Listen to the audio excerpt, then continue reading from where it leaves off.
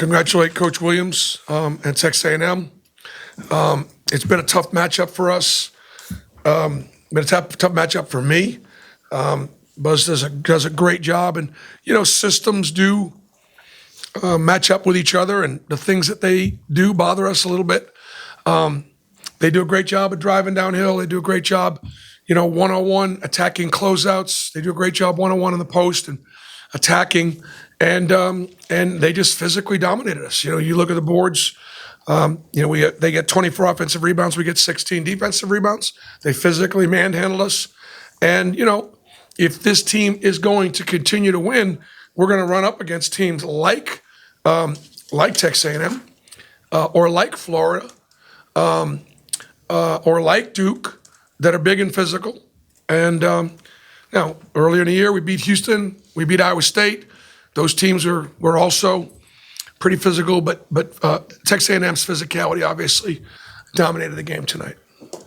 Coach, considering all the circumstances, which teams have just clinched the SEC championship and to let a guy out, do you feel like there's any question if your guys were completely focused? Or I mean, I don't think it was a full. First of all, we respected our opponent. We respected Texas A&M, and obviously Denver Jones. We feel is I feel like he's the best defensive guard in our league. And obviously, if you look last year, A&M had 22 points at halftime at our place. He did it. Wade Taylor struggled to score. Denver's the best one-on-one cover guy I got. So obviously, missing Denver was a factor. And then you let those guys get downhill, and then they rotate and they rebound the backside. It just plays right in their hands. If you can line some guys up in front of them and keep them in front, the teams that could do that, and we were able to do it last year. We did not do it tonight. If you guys have a question, raise your hand. Ferg and then Travis.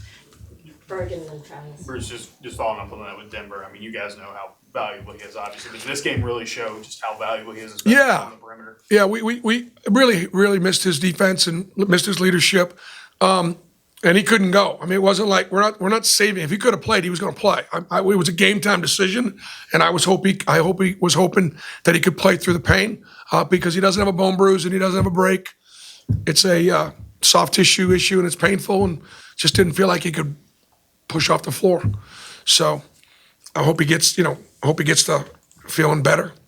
I thought Chad Baker-Mazara, did a great job, and Tahad as the backup point guards, scoring 72 and shooting, 50%, or those are good enough offensive numbers. I mean, we turned the ball over a little bit. We have a great offensive night, but that's enough. Not when you give not when Texas A&M has 29 second chance points and 18 points off of turnovers. And yeah, Coach, I know you mentioned some of the battles in the past. What is it like going against Wade Taylor, and it's a guy who they retired his number tonight? Well, it's great. It's awesome. Wade did it. Had a great game tonight, and he's just a great player for A&M, and it's I'll be glad to see him gone. Just like I'm sure y'all glad to see some of my guys gone. But it's been an honor to compete against him. All right, gentlemen, in the second row. Garcia 11-11 tonight. 11-11. Played hard.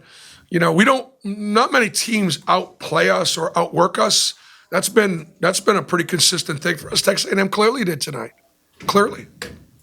Second row, and then Christy after. What role would you say that environment and the crowd kind of played in that, and how does that environment, especially on senior night here, kind of stack up against the places you've played and coached? Well, I would think that, look, the Texas A&M has made a lot of progress with their program under Coach Williams and his staff. I mean, they do it as good as anybody else. That should have been an impossible ticket in March. That game should have been sold out for weeks. The number one team country coming in here, there were still some empty chairs. I'm just a coach, and so I Coach Williams, that place should have been full for that team tonight. All right, Christy, and then Ferg, and then the gentleman in the front. With Broom, it looked like he dinged his shoulder early. I'm sorry. With Broom, it looked like he dinged his shoulder early. How much did that affect him? It may have affected him, and he obviously had this shoulder injury in December. He's had it banged a few times, And it obviously had it banged tonight, and it was bothering him. He tried to play through it. Ferg? Bruce, knowing that A&M's the best team in the country on the offensive glass, did you still feel like you guys on the defensive glass could have done more? We have no excuses to allow those guys to get 24 offensive rebounds. I give Texas A&M all the credit. But our guys were physically dominated, and so I give them the credit. But no, I don't excuse our guys at all. It's not. We're better than that, but not tonight.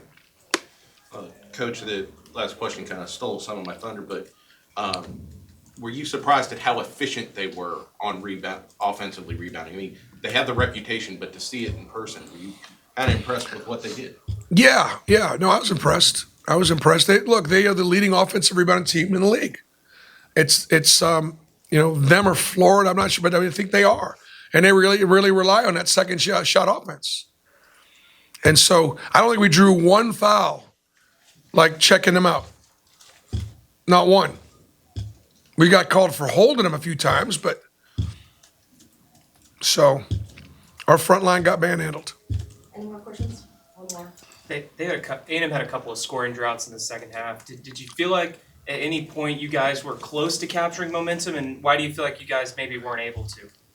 Well, again, we could not keep them off the boards. I mean, we got, if we could have, obviously, but we didn't. But look, that's a big part of their strategy. It's a big part of the way they space the floor. It's a big part of the way they drive downhill. Those aren't just, they just happened to get a few good bounces tonight. There's strategy and where your backside guys are and when are guys diving in certain actions. And so, look, that's a great strategy to but we weren't able to. And then the other thing we didn't do is we didn't rebound well enough, and then we didn't get out and run at all, take advantage of any kind of fast break opportunity. So the difference in the game tonight was obviously rebounding.